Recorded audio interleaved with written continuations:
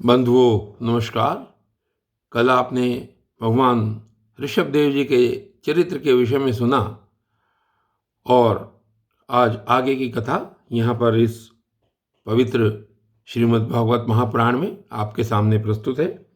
ये 7वां अध्याय है पंचम स्कंद का और इसमें देखिए सुखदेव जी क्या कहते हैं। सुखदेव जी कहते हैं कि राजन महाराज भरत बड़े ही भगवत भक्त थे। भगवान ऋषभ देव ने अपने संकल्प मात्र से उन्हें पृथ्वी की रक्षा करने के लिए नियुक्त कर दिया। भगवान ऋषभ देव ने भरत को पृथ्वी की रक्षा करने के लिए नियुक्त कर दिया और उसके बाद क्या किया, उन्होंने उनकी आज्ञा में स्थित रहकर विश्वरूप की कन्या पंचजनी से विवाह किया।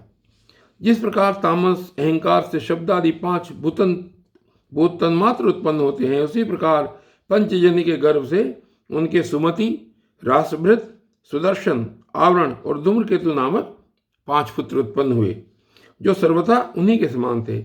इस वर्ष को, जिसका नाम पहले अजनाभ वर्ष था, राजा भरत के समय से ही भारतवर्ष कहते हैं। महाराज भरत बहुज्ञ थे। वे अपने अपने कर्मों में लगी हुई प्रजा का अपने बाप दादों के समान स्वधर्म में स्थित रहते हुए अत्यंत वात्सल्य भाव से पालन करने लगे। उन्होंने होता, अर्धवयु, उद्गाता और ब्रह्मा, इन 4 ऋत्विजों द्वारा कराए जाने वाले प्रकृति और विकृति दोनों प्रकार के अग्निहोत्र, दर्श, पूर्णमास, चातुर्मास्य, पशु और सोम आदि छोटे बड़े क्रतुओं यानी कि यज्ञों से यथा समय श्रद्धापूर्वक यज्ञ और क्रतु रूप श्री भगवान का यजन किया। ये प्रकृति और विकृति यहाँ पर बताया गया है श्रीमद् भागवत में कि प्रकृति और विकृति भेद से अग्निहोत्रादि जो क्रतु हैं वो 2 प्रकार के होते हैं। संपूर्ण अंगों से युक्त क्रतुओं को प्रकृति कहते हैं और जिनमें सब अंग पूर्ण नहीं होते, किसी न किसी अंग की कमी रहती है, उन्हें विकृति कहते हैं। तो इस प्रकार राजा भरत ने प्रकृति और विकृति दोनों प्रकार के यज्ञ किए। इस प्रकार अंग और क्रियाओं के सहित भिन्न भिन्न यज्ञों के अनुष्ठान के समय जब अर्धयुगण आहुति देने के लिए हवि हाथ में लेते, तो यजमान भरत उस यज्ञ कर्म से होने वाले पुण्य रूप फल को यज्ञ पुरुष भगवान वासुदेव के अर्पण कर देते थे। वस्तुतः वे परब्रह्म ही इंद्रादि समस्त देवताओं के प्रकाशक, मंत्रों के वास्तविक प्रतिपाद्य तथा उन देवताओं के भी नियामक होने से मुख्य कर्ता एवं प्रधान देव हैं। इस प्रकार अपनी भगवद अर्पण बुद्धि रूप कुशलता से हृदय के राग द्वेष आदि मलों का मार्जन करते हुए वे सूर्य आदि सभी यज्ञ भोक्ता देवताओं का भगवान के नेत्रादि अवयवों के रूप में चिंतन करते थे। इस तरह कर्म की शुद्धि से उनका अंतःकरण शुद्ध हो गया। तब उन्हें अंतर्यामी रूप से विराजमान हृदय आकाश में ही अभिव्यक्त होने वाले ब्रह्म स्वरूप एवं महापुरुषों के लक्षणों से उपलक्षित भगवान वासुदेव में जो श्रीवत्स, कौस्तुभ, वनमाला, शंख, चक्र और गदा आदि से सुशोभित तथा नारद आदि निर्जनों के हृदय में चित्र के समान निश्चल भाव से स्थित रहते हैं, दिन दिन वेग पूर्वक बढ़ने वाली उत्कृष्ट भक्ति प्राप्त हुई। इस प्रकार 1 करोड़ वर्ष निकल जाने पर उन्होंने राज्य भोग का प्रारब्ध क्षीण हुआ जानकर अपनी भोगी हुई वंश परंपरागत संपत्ति को यथा योग्य पुत्रों में बांट दिया। फिर अपने सर्व संपत्ति संपन्न राजमहल से निकलकर वे पुलहाश्रम, जिसको हरिहर क्षेत्र भी कहा जाता है, वहां पर चले आए। इस पुलहाश्रम में रहने वाले भक्तों पर भगवान का बड़ा ही वात्सल्य है।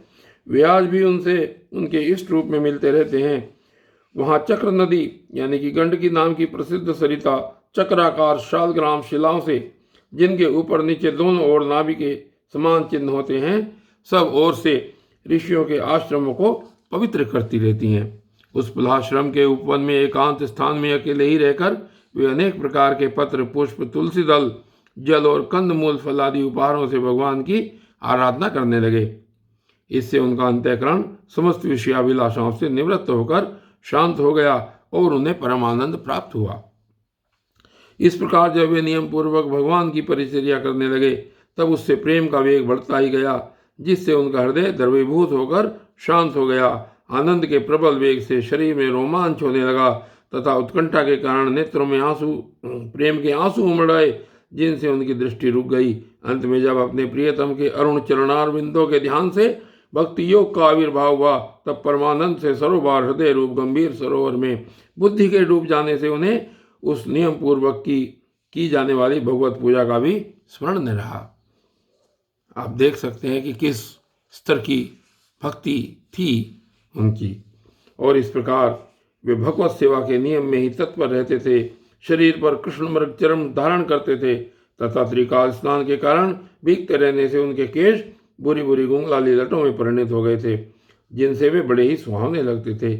वे उदित हुए सूर्य मंडल में सूर्य संबंधी ऋचाओं द्वारा ज्योतिर्मय परम पुरुष भगवान नारायण की आराधना करते और इस प्रकार कहते, क्या कहते थे कि भगवान सूर्य का कर्मफलदायक तेज प्रकृति से परे है, उसी ने संकल्प द्वारा इस जगत की उत्पत्ति की है, फिर वही अंतर्यामी रूप से इसमें प्रविष्ट होकर अपनी चित्त शक्ति द्वारा विषय लोलुप जीवों की रक्षा करता है। हम उसी बुद्धि प्रवृत्तक तेज की शरण लेते हैं।